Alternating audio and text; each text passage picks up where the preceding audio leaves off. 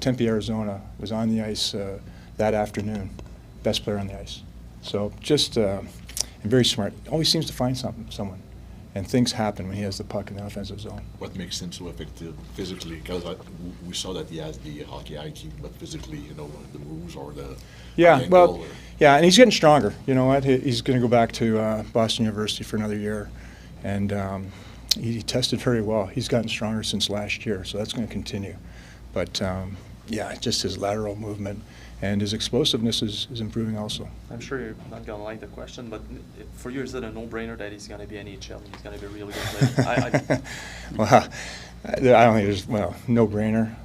That's the goal. I mean, that's why we drafted him, and he's certainly on the right trajectory. What are the signs maybe that give you confidence that or alleviate the negative or the concerns that you had maybe last year and that now? Well, what he did in his freshman year, he just put up big numbers. Every game I went to, he impacted. Game winners, the whole 9 yards. Typically the best player on the ice. What were your first impressions of Reinbacher? Yeah, I like him. He's a big rock kid, and a lot of nerves. It's been a difficult month. Combine. He hadn't been on the ice until Friday, so he really. I was talking to him just as we were walking off the ice, and he was disappointed. He didn't score. He had chances and everything else. Hey, it's July, for crying out loud. So he just wanted to do so well in front of everybody. Was it just a coincidence they were paired quite a bit this week? Or? I don't know. They made me make the lineups, but I don't know. I mean, it's kind of a coincidence. Does Reinbacher remind you of yourself at all at that age? You were first round pick. Yeah, well, I spent a year with the Birmingham Bulls and John Brophy.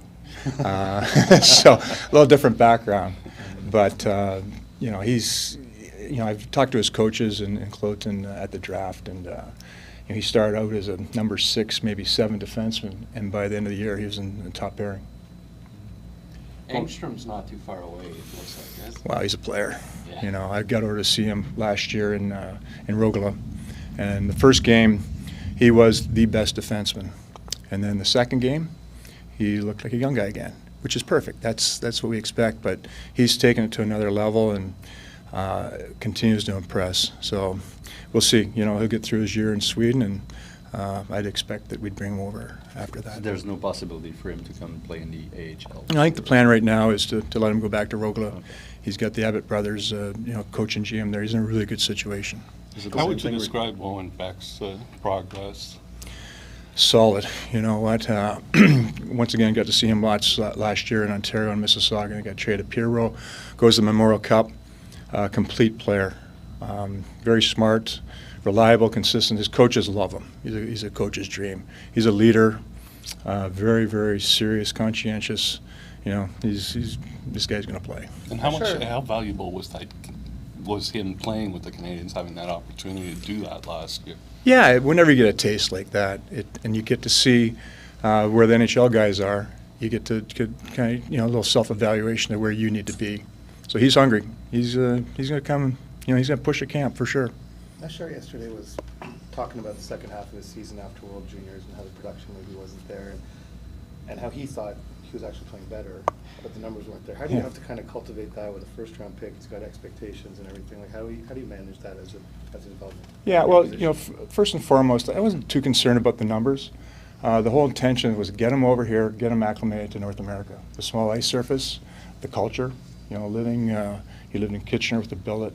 We got to see him lots. His team was a strange team. They underachieved and then knocked off Shane Wright in first round of the playoffs. A shocker. So it was it was a challenging year, a little adversity for him, which isn't a bad thing. But I think just the cultural experience and playing on the North American ice was a real positive for him. Going back to Hutson, he wouldn't have been able to play, I don't think, in the NHL you played in. What's the biggest changes that allow a guy like him, first of all, allow you to draft him as high as you did and allow him to be able to hopefully play in the NHL? Well, headshots, for starters, because he's right at that level. But, yeah, the game definitely has changed, the skill set and everything else. And his quickness is going to allow him to, without a doubt. And his hockey smarts. You see the IQ. He doesn't throw too many pucks away. He's just dangerous all the time. Rob, the coaches that were invited to camp, what is the benefit to the Canadiens of having those coaches in camp? You know what? We try and be very diversified in who we're inviting. And it's, once again, it's a hockey world. We're all just trying to share and get better. So we had Engstrom's coach from junior last year, who will be with him in the SHL next year. He'll be his defensive coach. Just a great guy. That's Poulin. You know, we had Andrew, you know, from First Nations. You know, we had some junior coaches from the BCHL, USHL. So we had someone from the Q. So, you know, we just try and spread it around, share the wealth, and they're great guys too. You know what? They're coaching players that we're drafting. So it's good information for us too.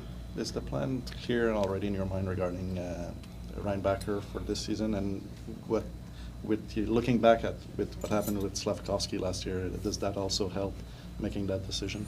Yeah, you know, I think with David, you know, sometimes defensemen, it's a little bit different circumstance too, take a little bit longer. But I think that's still to be determined. Logan Mayo stood out to me the last 3 days out there. Just you can talk a bit about just the development he's had since he was drafted and everything he's gone through. Yeah, well, you know, I'm from London. I coached, played for the Knights. Know the Hunters very, very well. It seemed like Mark Hunter had me on speed dial. As I said to Logan, I think I've seen you more in the last 2 years than my son. He, you know, he had a great year. Every time you watched him, whether it was myself or Frankie or Nick, he just looked like an NHL player out there. You know, it's the biggest thing is he needs to play. He hasn't played a lot of hockey in the last 3 years, but he took ownership of being a leader on that team.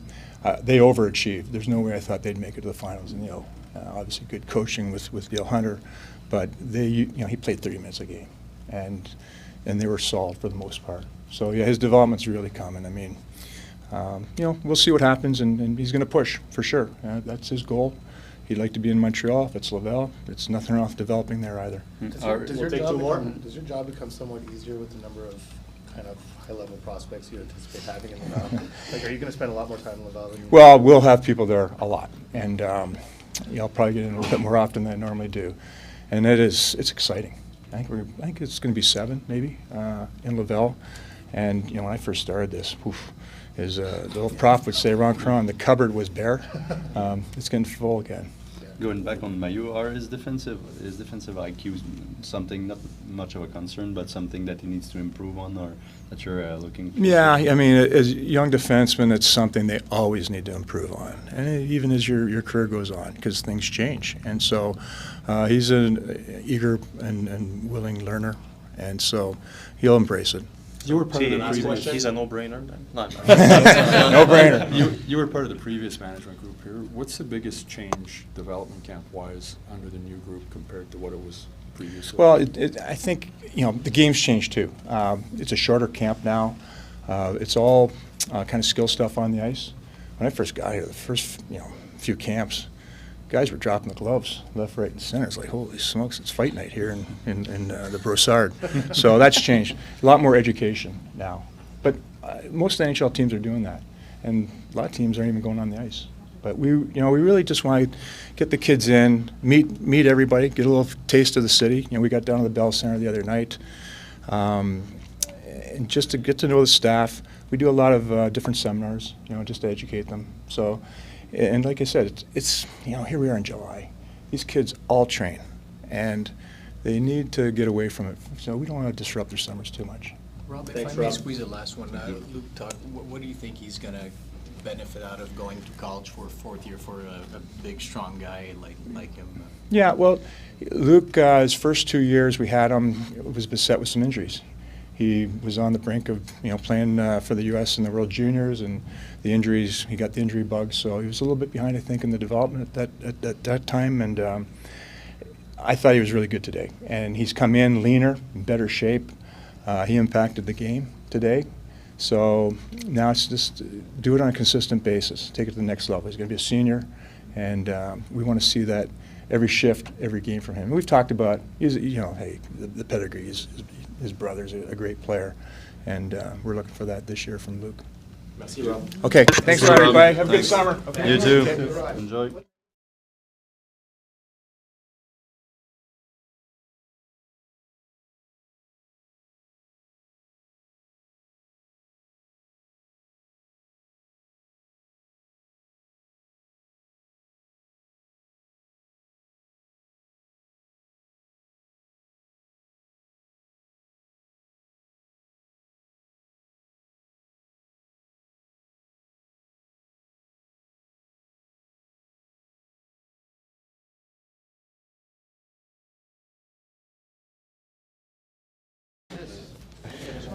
David, it was your first contact with Montreal. Were you impressed when you look at the crowd? It's supposed to be July, it's 30 degrees outside and it's full. Wow, it's incredible. Oh my gosh, they were cheering for all the guys and they made us feel really comfortable here. So yeah, it was a fun experience here to meet all the guys, all the staff, get to know the fans, get to know the rink, the small ice. It was a nice experience. Yeah, I know what to do now. I will head back home and then start training again. I guess there's a lot of work to do, so I'm excited for that. And then we will see where I'm ending up next season. What was it like when you went back to the bench after the shootout? Just that atmosphere when you came off. Yeah, it felt really nice. I had goosebumps, to be honest. Yeah, they were cheering when I went on the ice. It was incredible. But yeah, I guess I missed the trick, but I will work on it to do it probably next couple of weeks. I feel you were really disappointed you didn't score, right?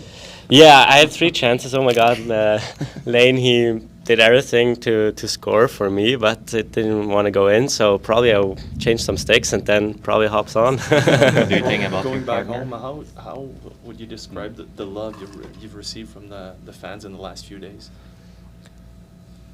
Man, I can't describe it. It's so incredible. They were taking care of me. They were sending me nice text messages. They were like cheering for me. They were all over the place. So yeah, I'm feeling really like home here. Now it's my second home. So yeah, I want to come really early back here to Montreal and start training here and treat the fans well. So probably hop afterwards to the outside and give something back to the fans because they did a nice welcome for me, and this is really appreciated. Like, I guess if the fans are behind you, it's something good for you. What did that notebook the woman fan give you? What did that mean to you? Did you get a chance to read through some of the messages? Yeah, I was reading it through in the hotel. It meant a lot to me. It's a big honor for me that, like I said, the fans taking care of me. They sent me some nice text messages, like to get a little bit of motivation, a little bit of smile in my face. So it was really nice. Yeah. Probably one day, if I find those 2 girls again, probably give something back at church or something, because they treated me well. So yeah, thank you for all the fans out there. I gotta say thank you for the warm welcome. I really appreciate it. Looking forward to it to come back to Montreal. It's a nice city. I like it, and yeah, I'll probably go to downtown today and get something to eat there. What was it like to visit the Bell Center for the first time, and how compared to your rink in Cloton? It's something different.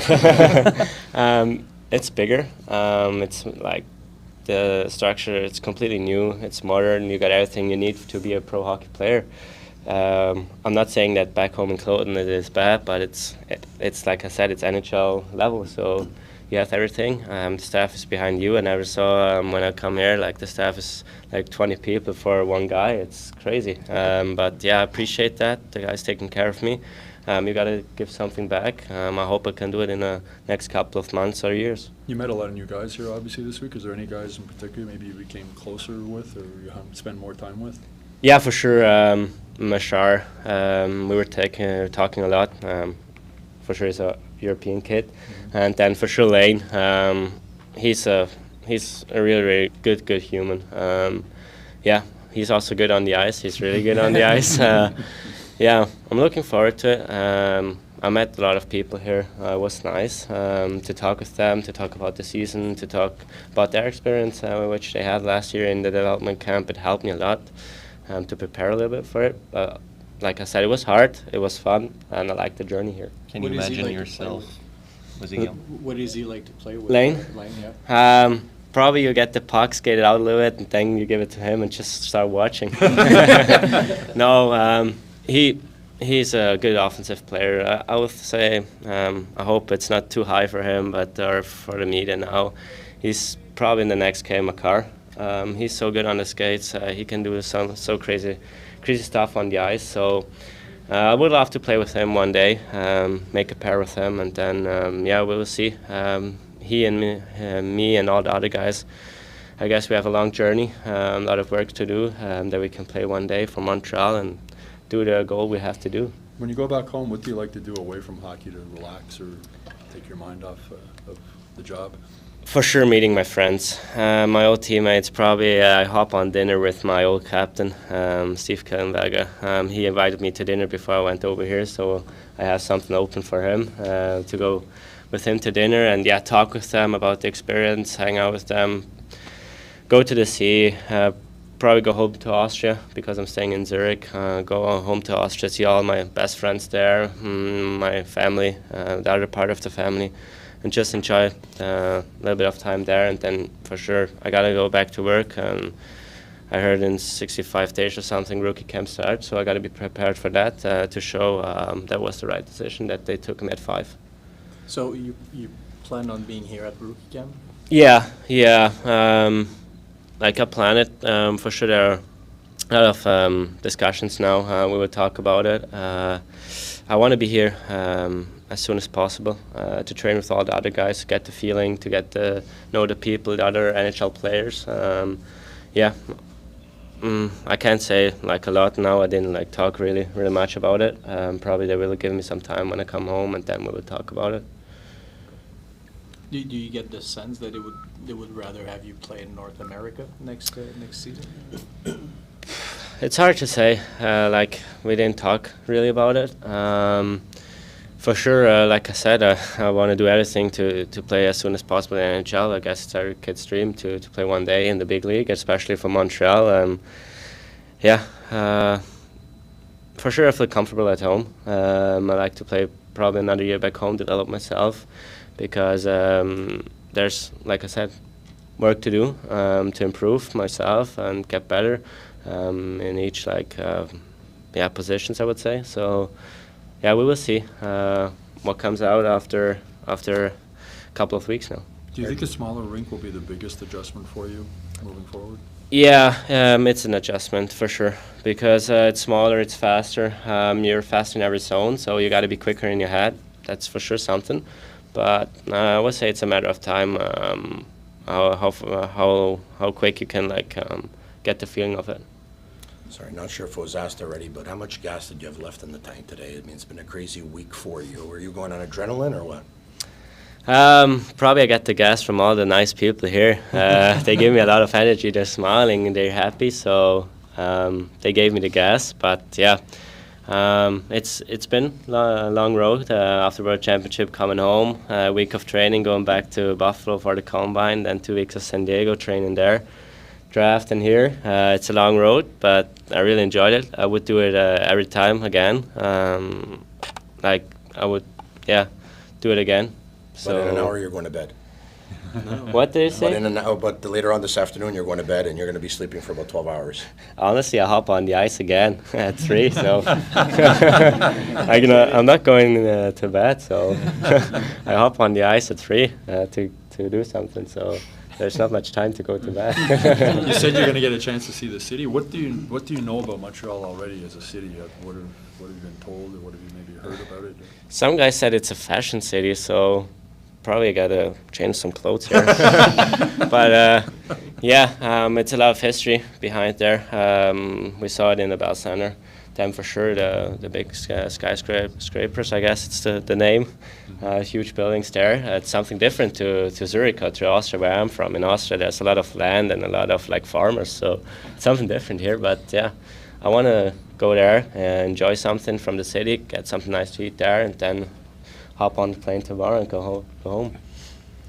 Thank you. Perfect. Thank you. Thank you. Ben oui.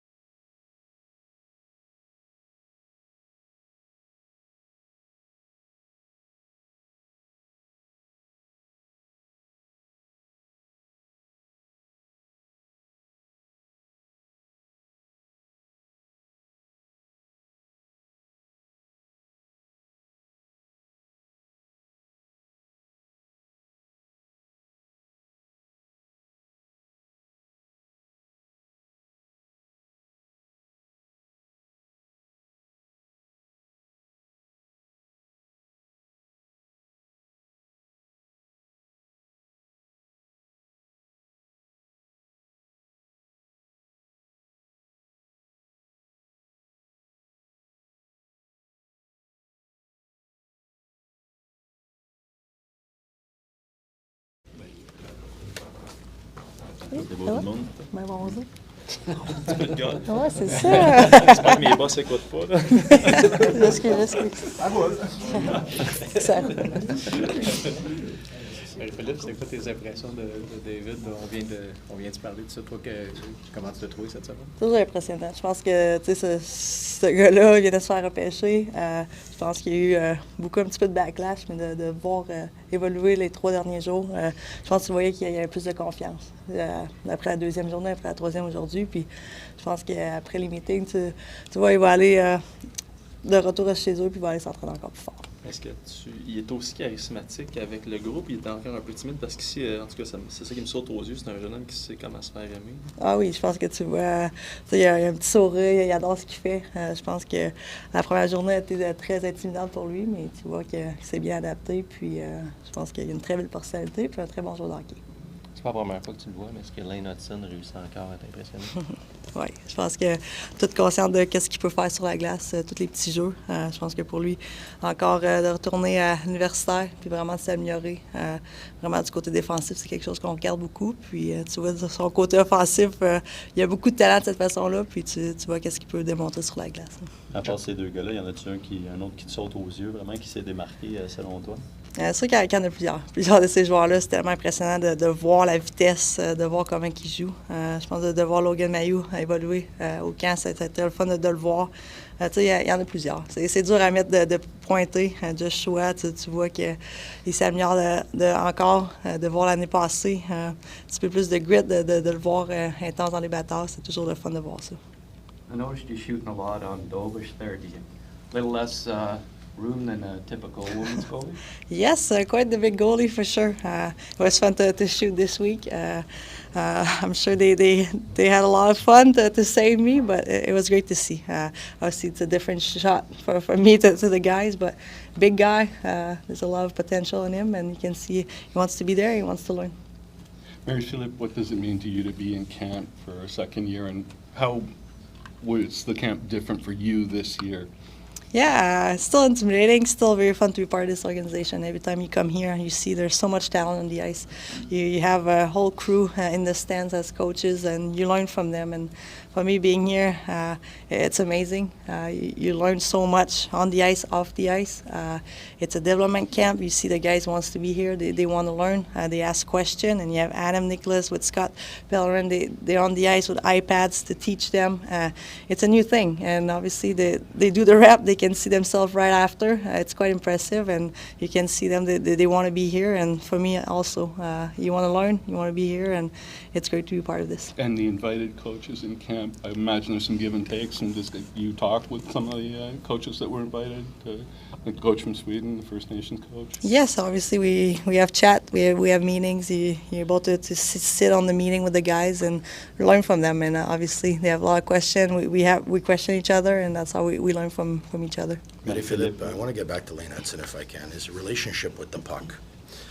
At times he looks like a number 1 centerman, right? But he plays defense. And I'm sure there's a lot of naysayers who think at that size the National Hockey League will be too tough for him. But this is a new game, it's a new era. You say what exactly to that? Yeah, it's the will, it's the grit at the end of the day. And obviously, you see guys, they're not as big as back in the day, and you see that there's so much skill. But all these guys, they have to find a way to make what makes them get out of the lot, and that's something that's huge. And you can see Lane how great he is with the puck. You mentioned the offensive side is amazing, and that D side he's still learning. He's still learning a lot, and that's the best part. He wants to be here. He wants to learn, and again, it is very impressive. I need to remind myself he's a D, obviously, when you watch him, but the amount of play he makes is very impressive. Marie-Philippe, grosse nouvelle dans le monde du hockey féminin la semaine dernière avec la création de la Ligue. J'imagine ça faisait plusieurs années que vous travaillez là-dessus. Puis le WHPA, j'imagine qu'il doit avoir une forme de soulagement quand même pour vous autres. Ok, oui, très excité. Très belle nouvelle qui s'est passée la semaine dernière. Fait comme plusieurs fois qu'on se faisait demander c'est quand ça arrive. Je sais pas combien de fois j'ai dit ça va arriver. Puis là, je peux enfin vous le dire, c'est en janvier, une ligue enfin pour le hockey féminin. Le PWHA, ça fait plusieurs années qu'on travaille pour ce moment-là.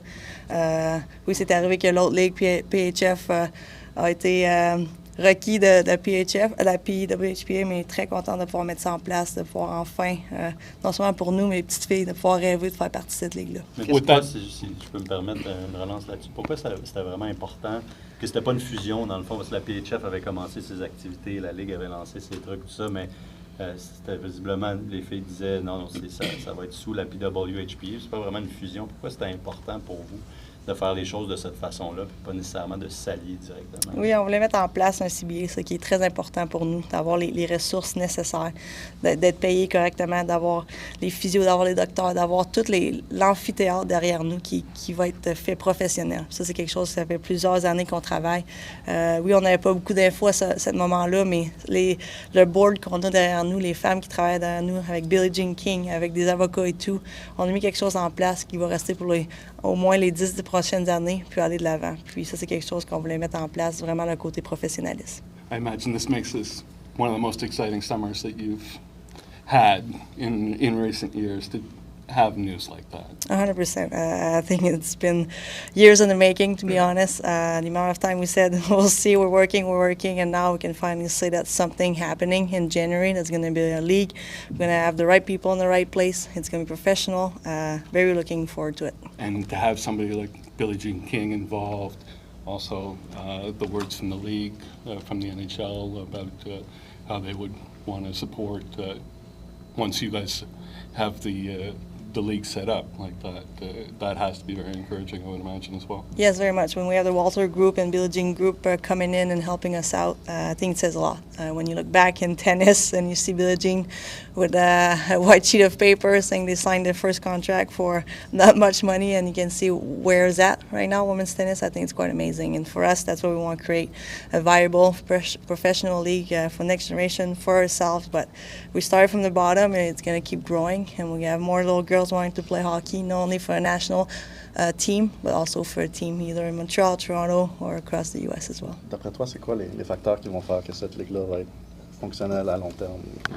Oui, ben, tu sais, c'est sûr qu'avoir les gens derrière nous, avoir vraiment les groupes qui sont prêts à investir, d'avoir les gens qui sont prêts à aider, d'avoir toutes les ressources là derrière nous, je pense que ça va être super important. Puis je pense que quand il va y avoir des équipes qui vont être annoncées, quand il va y avoir des noms qui vont être annoncés d'équipes, je pense que les gens vont avoir un sens d'appartenance à s'acheter à une équipe puis vraiment de venir nous supporter. Mais je pense que c'est super important d'avoir ça puis vraiment avoir l'éclat pour le hockey féminin.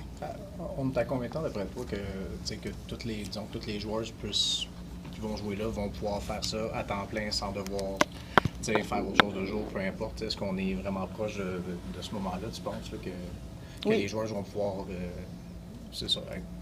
être à temps plein? Oui, c'est le plan. Quand janvier va commencer, c'est ça qu'on veut faire. On veut être professionnel, on veut faire ça à temps plein, de jouer au hockey, de se faire traiter. On ne se ferait pas payer des millions, on est tous concernés de ça, mais vraiment commencer un salaire qu'on peut faire ça de notre vie. Pourquoi pas? Je pense qu'on le mérite. Ça fait plusieurs années pour qu'on travaille pour ça.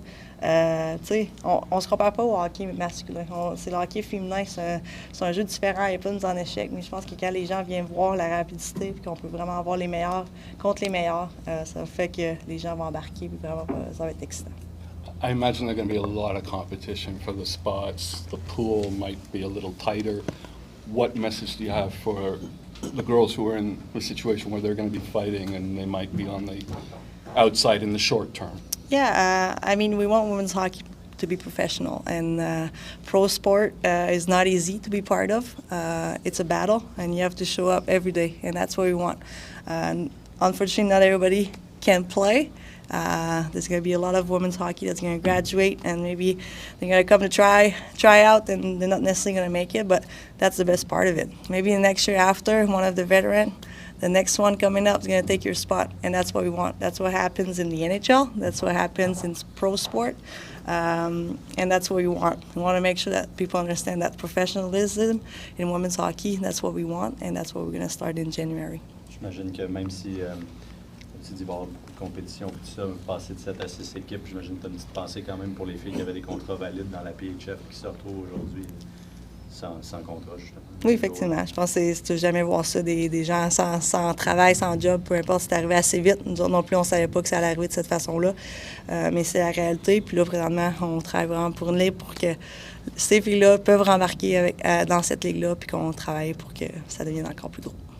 Merci, Marie. Merci. Merci.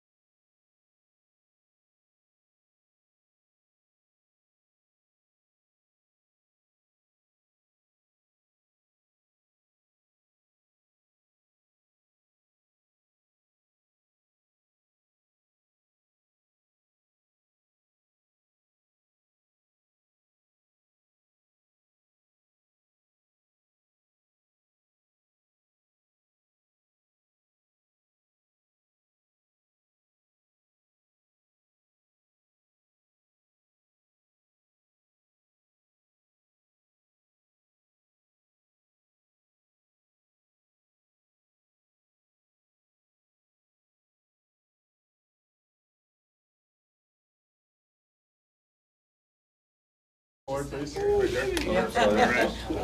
the X. That's the one. That's what you do on the ice. Yeah, with my markers. Yeah, exactly. Hey, how are you guys doing? Good. Good. I guess you have no surprise with Lane Hutson No surprise in terms of what? about what he's been doing. Oh yeah, I mean he's doing what Lane Hutson's been doing for a while now. He looks really good. But you saw improvements still about what he's doing this year. Yeah, you see that as he just gets more comfortable with speed, right, and the bigger guys that he's going to play against, moving forward. So yeah, you see that a lot.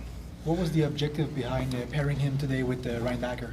That wasn't my call. I think they paired. I think they paired each other. They just, they built a little chemistry off the ice. I think they like each other and have some good conversation in the locker room. I think that's what really led to that. You had a few drills with the direct feedback yesterday with the video and everything. How did you find the players like this? Well, so I basically asked them. I said, if you guys don't like this, me stopping the drill, bringing you in, they're like, no, we love this. This is really impactful for us. We can see it right away. And we've been doing that for years, actually, for a long time at our camps. And, when I was in Toronto, we did it there as well. It's really beneficial for the players to see that feedback because sometimes you can tell them what they're doing wrong and they don't remember the instance. So now we can bring it right to the video and show them that instance and what we want to correct. When you were designing the drills for this camp, was there one basic thing or a couple of basic things you were looking to see from these players from those drills?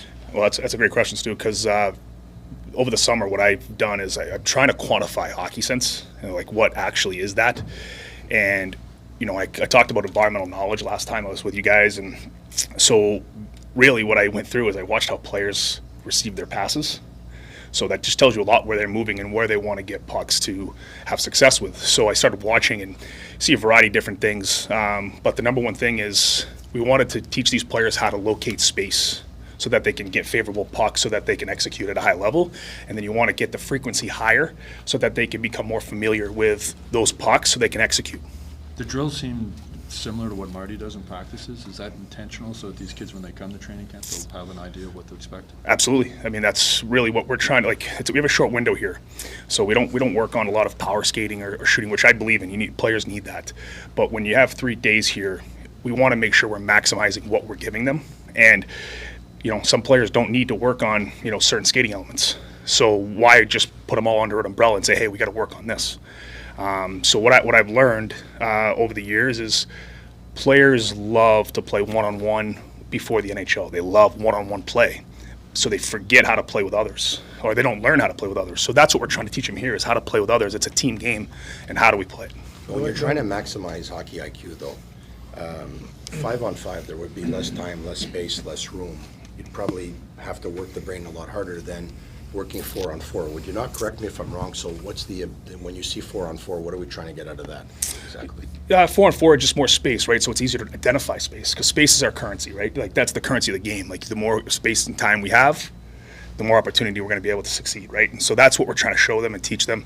The 4-on-4 element, that's probably a little more work to rest ratio in that regard, but 4-on-4 allows them to identify space. Like that nice little play JBJ made with Strubler at the end, a little down and into the low elbow, back into him for a chance. Like that's the stuff that, I'm happy to see. That's the stuff that, with another body out there, maybe he doesn't identify that as quick yet. And so that's really what we went after there. Going back to the screens there that were on the bench, you find it easier with younger players to get their attention if you can actually show them on a screen what they're doing? Is that something that's easier for you as well in your teaching? Yeah, it is because everybody always would say if you can't demo, you can't teach, and you got to be able to demo. Well, I don't have to demo now. I can show it there. Right, and so for me, it's a lot easier. You can really articulate the point, and the player can see themselves. That's the key, right? The player can see themselves I didn't like that. Why? Right? And so it just shows them right away. And then they can make the adjustments. And we did a little drill this week where this, sticks were up in the air with the D. And I said, hey, we need the sticks down. And all of a sudden, all their sticks are on the ice because I showed them the video. And now they're not having 2 hands on their stick with a stick up in the air. It's down and it's flexed out. And a lot of key elements there from defensive side. The coaches that were invited at your other camps. How many screens have you had broken with the pucks going there? That's what I was thinking about. Honestly, zero. I usually put it behind the scorers table, but I found these tripod things that can make it a little more clear on the bench. Adam, the coaches that were invited to camp, what's the benefit to the Canadiens of having them in camp? It's just to get a different look at what we do. We ask them what they think, what they, have they ever seen this before? What would they do differently? Just to kind of get an outside perspective. And what kind of perspectives did you get? Well, they love it, right? I see myself as top of the class in what I do, so they've never seen any of this. And so that's really where, they're excited to come and learn and get some takeaways, and they really enjoyed the layout. Like today we did, 2 groups with video, and the players actually broke down the video today in the video sessions before they played today, and a lot of the D actually executed so many things that we went through. It was actually really good to see. You were talking about hockey IQ with Hutson before. I don't know if you can teach that to a guy, but can you teach other guys by showing video of Lane, if you know what I mean, like the way he sees the game? Can other defensemen learn from him, even if they don't have the same skill set as him? Skill set is part of hockey IQ, right, and execution. And knowing what hockey IQ is, spacing, timing, that's hockey IQ. Like, if you're in a certain environment and you know spacing and timing of that environment, that's your knowledge. That's, that time. It's no different than a player anticipating a fastball, knowing how to read the pitcher, like the cues inside that environment. So Lane's been doing this for years. He has years of experience doing what he's doing. This isn't just like, in 3 years he came out of nowhere doing this.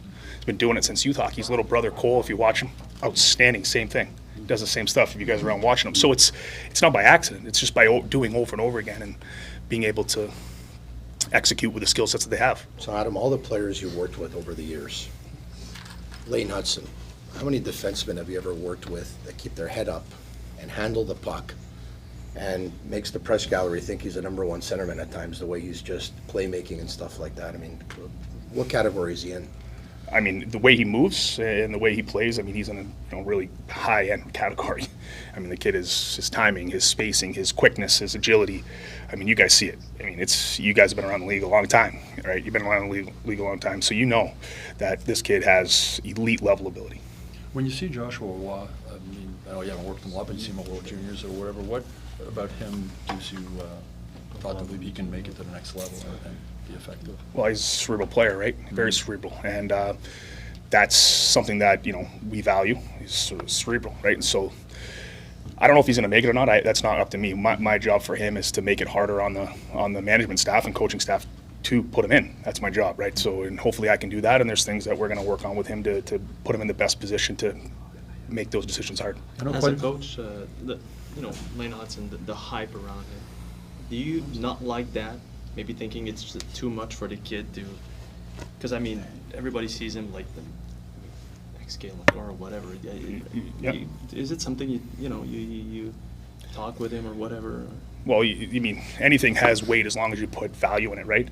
And for anything, like if Lane wants to put value in that hype and that drives him, then great, right? It's just all about how much value you put into that. And knowing Lane, he just loves the game. Like the kid wants to skate every day. So I'm not sure he's paying attention to that hype. I don't see that in his characteristic. So I would say no. I mean, for me, it's just the hype and whatever you see in life. It's all about your perception and how you view things and what value you want to put into things that allow it to take hold of you. I know last season Slavkovsky and a few of the players talked about how much they liked working with you and the videos you showed them and how it helped them. Just what does that mean, just the buy-in from guys like him that seem to be buying what you're selling, which is a big part of your job, right? Yeah, no, it is. I mean, I didn't play. Okay, so like I'm not an alumni of the league, so I have to really work my tail off to study and really articulate what I'm saying and why I'm doing it. I can't just say, let's do this. And I think that's what they really respect the most, is that I'm not just going to throw anything at them. I'm going to throw detail-oriented things, and then I'm going to back it up with examples from other players in the league. Mayu, when a player is that big at that age, they usually don't exercise the brain all that much because they get away with a lot with their physicality and with their athletic ability and stuff like that. But what can you tell us about his way of defending, his IQ, despite being a bigger player, who usually don't exercise that part of their game all that much? Well, it's just like anything. Like, at the end of the day, he wants to play in the NHL, and defense is the catalyst to offense. And he wants to do his offensive things. You have to be better at defending. You have to have a better stick. And I thought he was really good today at that, actually. I thought he was really good. Excuse me, I know you have a real passion for what you do. It comes across. What was the most fun part for you of this camp? What did you enjoy most about it? Honestly, just the second time around, like getting to see the players again and haven't seen them in a year, and just talking with them through text and email and phone calls, and getting to see them again, their smiles on their faces and the excitement they had to actually be here for 3 days. Because a lot of times it's they're like, I got to leave home, I got to do this, and they were really excited to be here. So I thought that was the best part of this camp this year. Wasn't that the scrum? It's not the scrum? Oh, yeah, it's the scrum. Sorry. Should have said that. You're right. Yeah, sorry. You're right. I should have said that. Thanks, guys. Yeah, awesome. Thanks. Cody, right? Yeah.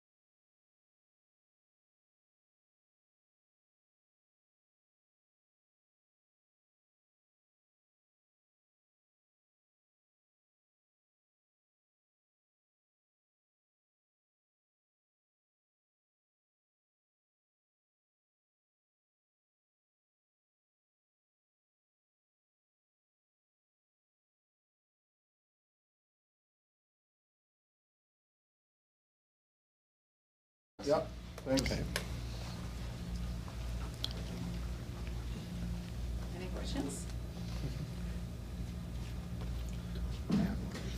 Yep. Arfred, go ahead.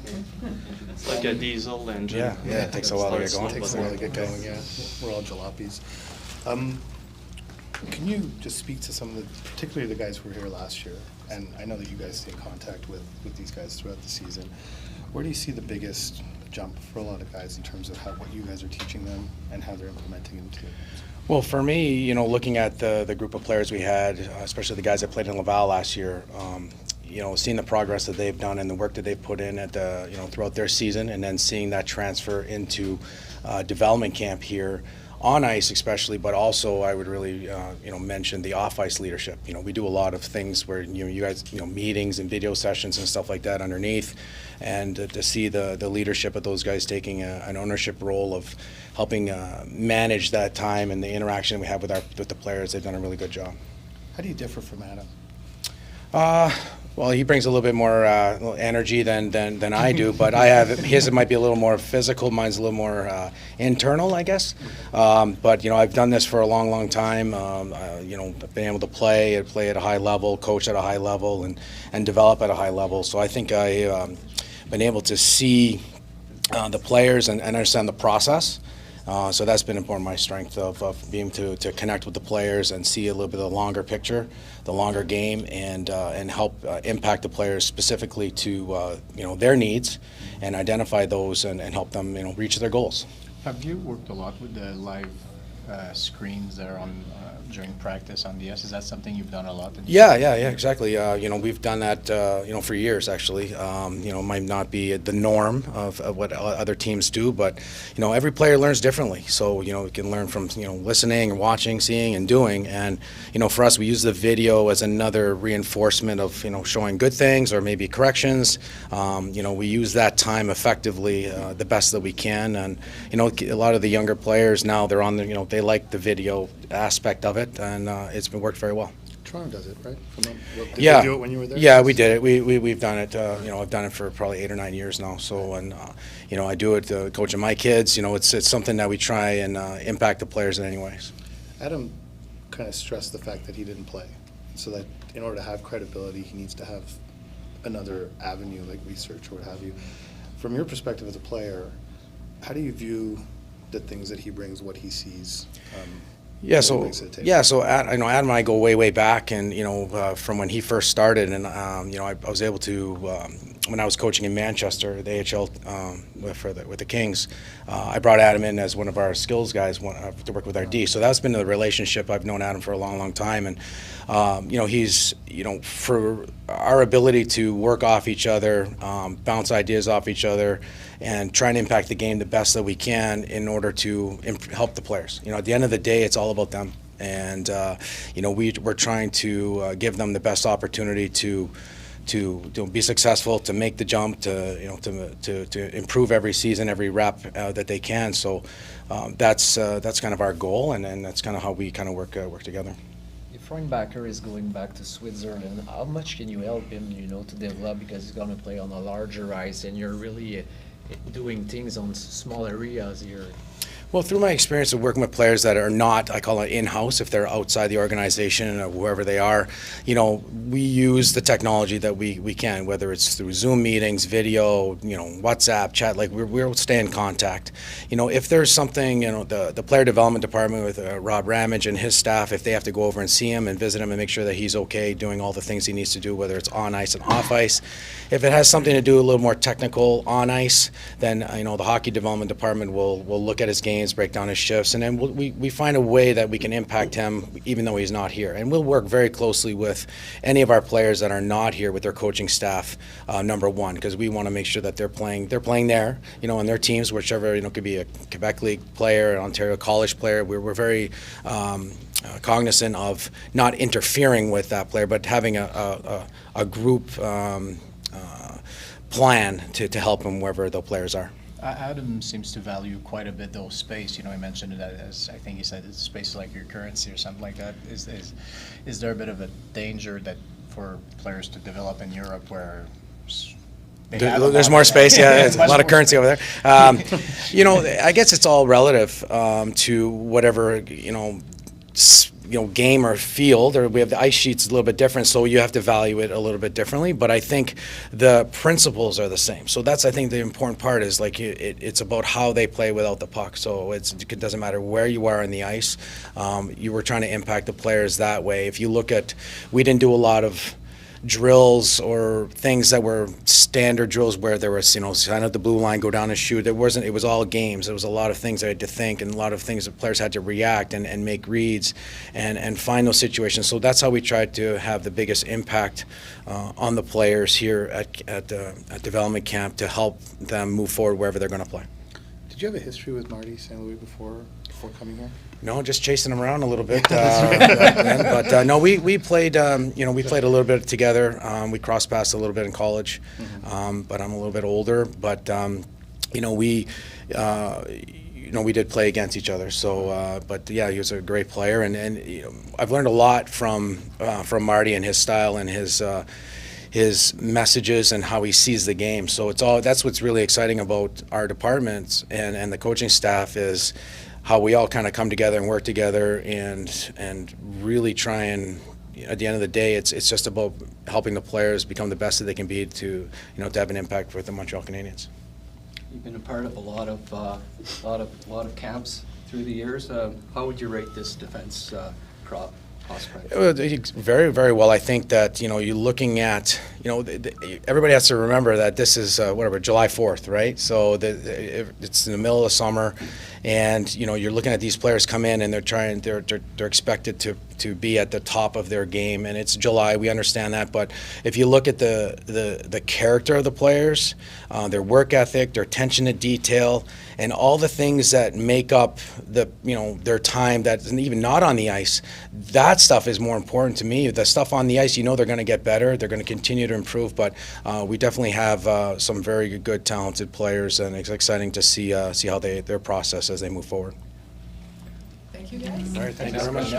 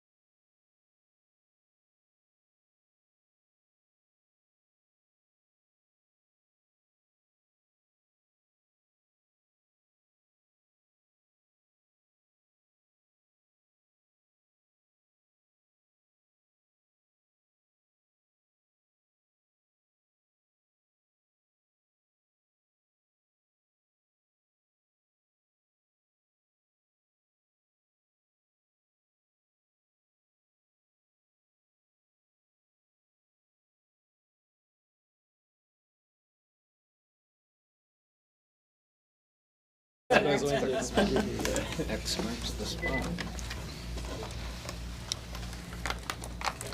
You look like a kid in a candy store out there. Yeah, I mean, it was a lot of fun being out there. You know, a great group of guys out there. I asked the question to Adam Nicholas, and I'm asking the same. What do you make about the hype around you? Because you're a skilled player, and fans, I mean, enjoy watching you. Is it something you feed off, or do you know that, the hype? You know, I just try not to look too much into it. You know, I just go out there and you know, have fun every day. You know, it's a fun game to play, and you know, it's yeah, I just try to have fun. When compared to last year, do you find it easier, and if so, why? Definitely. You know, having familiar guys here, and you know, being you know, just knowing what's going on, knowing everything here, and you know, just having that comfort, you know, coming in and knowing stuff. Well, what about on the ice? On the ice, you know, I felt great. You know, we had good players out there, and it was competitive, and yeah, I definitely felt really good out there. I know you're used to playing with the full mask in university. Did you get a little scared when you took that shot off the shoulder? Definitely caught me off guard, but you know, it's part of the game, and yeah, I definitely didn't want to take it in the mouth, so luckily it hit my shoulder. Well, that's a pretty nice puck mark it looked like on the shirt. Yeah. Did you grow in the last year, Lane? Yeah, a little bit. I think I came here around 5'8", so right now I'm like 5'9", so it's good. Those growth plates still open, or? Yeah, they're still open. I went over the summer to get it checked again, and I still have room to grow, and you know, that's always good to hear. Your college had you at 5'10", right, last year? So what happened? Yeah, I guess they just wanted to bump me up, maybe for the other teams looking at our line charts, thinking I'm a little bit bigger. So. What was your mentality, your focus going in? Because some players come in and they want to play a safe game, a simple game. They don't want to make mistakes. But you, I mean, it looked like you were really going for it. Like. Yeah, you know, I just I'm never afraid to make mistakes out there. You know, mistakes are going to happen regardless. So, you know, I'd rather try to make a play than playing it safe. You know, I just want to make plays out there, and obviously I'm not, you know, trying to go through everyone and you know, putting it through everyone's legs or whatever. Just kind of, you know, simple plays, but you know, I'm not afraid to make mistakes out there. You're really trying to feed Reinbacher, I noticed there today. What was that? You were really trying to feed Reinbacher to get a goal today. Yeah, you know, he was good at getting open. We were running some give and goes, and yeah, he always found himself going to the net, and you know, no one was picking him up, so it was good. You said you're not afraid of making mistakes. Does that make Marty St. Louis sort of the perfect coach, or is this the perfect team for you? Because he has stressed that with younger players. You know, when Jordan Harris first came here, he said, "Don't worry, you're going to make 3 or 4 mistakes a game. We'll work from it." Does this make you comfortable in this environment with this team now? Yeah, definitely. You know, I know that there's stress in development right now, and you know, pretty soon it's going to be win mode, and you know, I know they're already switching gears here, and you know, mistakes are going to happen no matter what happens, but yeah, it's just part of the game, and you know, guys are obviously going to learn from it. As the week wore on, and you kept finding yourself on the ice with David over and over and over again, and even today, like at some point we were like, are they sending a message here? Like, what is? How did you interpret that? Yeah, I mean, it's just good to be out there with someone who's, you know, really good at, you know, killing plays, and you know, obviously protecting me, and like, you know, really, I've been clicking with him all week, so it was just good to be out there with him. He's a good player. You said you're the next Cale Makar. So what is he? That's tough. I'm trying to think. I mean, he's the next David Reinbacher. You know, he's gonna be really good. You know, you can see it. He wants to get better. He wants to be good every day, and you know, he's gonna be really good. Your hockey IQ was obviously one of your real strong points in your vision. Where does that come from? Is that something you came naturally to when you were a kid playing hockey when you first started, or is it something you worked on, or how do you develop that? You know, I think a little bit of his instincts, and then obviously watching a lot of hockey. You know, I'm in a hockey family, so you know, watching hockey with my dad, my brothers, and then obviously always talking about it. So it's something that, you know, a little bit of instinct, and then a little bit of just, you know, watching the game. Lane, are you over that size thing? Like, it's been the topic since you've been drafted. Are you over it, or you still like wake up and see if you've grown a little bit or gained some weight? I just don't really think about it. I feel like, I've said it before, but when I feel like I'm on the ice, I feel like everyone's the same size. It's an equal playing field, and it's just a game, so just go out and play. If you want to gain weight when you move to Montreal, move in with me. Is your little brother going to be better than you? He definitely has, special abilities. I don't want to say it, but hopefully he doesn't watch this. But I think he has that ability to be better than me. Gonna get drafted higher than you?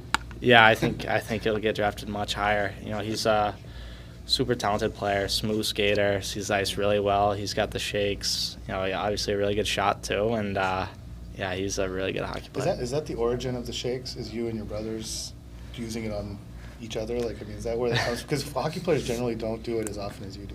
Yeah, it's definitely because we're going against each other every day during the summer, and we're starting to figure each other out. So you always got to come up with something new, and just trying to shake each other off. Are you guys football fans? Do you play football a lot? Because that's a football move, we don't see it in hockey that often. No, I don't really watch football too much at all. Maybe just the Super Bowl. Adam Nicholas, what's your impressions working with him and the way he ran this camp? Yeah, he does a great job. Really, really intelligent person, and he knows what he's talking about, and really knows the best interests of all the players here. He wants to help us see the game from a different perspective, at an elite level, and he's really good. He talked about how he was never like an elite player or anything himself, and he's trying to get you guys to buy what he's selling. The fact he wasn't, does that even factor into a player's mind? Like, what does this guy know he didn't play type of thing? Or do you just, when he starts talking, do you realize he knows what he's talking about? Yeah, you can hear him talk for 2 minutes and you'll know he's a really, really smart hockey mind. And, just the way he explains things, the way he sees the game, it's another level of stuff. And, it means a lot the way he tries to, show everyone else and, the different ways he shows us too. What were your impressions of Logan Mailloux? First time seeing him on ice. Yeah, he was really good. He's a really good player. Super smooth, moves really well, and he's a really good guy too. So it's good hanging around him and learning from him too what he does on the ice. So it was fun to watch him. You know all about the strength of his shot now. Yeah, definitely. I got to see it up close. So it was a really hard shot. I leave a mark. Yeah. You got a little bruise? A little bruise, but nothing too bad. What are some of the things you like to do when you're to get away from hockey? Some of your hobbies or other stuff you like to do? I like to golf. I'm not really good at golf, but I enjoy doing it with my brothers. So it gets pretty competitive on the course. How do you shoot? What was that? Shoot? How do I shoot? Yeah. Oh, I shoot. It ranges. A good day will be I'll shoot like 90s, and then it fluctuates 90s to 100. So, I'm not very good. Lane, it's July 4th. People can get a parking spot outside. They were here probably an hour before it started. There's not an empty seat. Everyone's standing up. Everyone's looking. What does that mean to you when you see that? Yeah, it means a lot when the fans come out here. They obviously know a lot of hockey. They're some of the smartest fans in the league, and I'll tell you, no other development camp is having that turn up for a 4-on-4 scrimmage game, and it was pretty special having the building packed like this. Kind of get a taste of what the future holds, hopefully.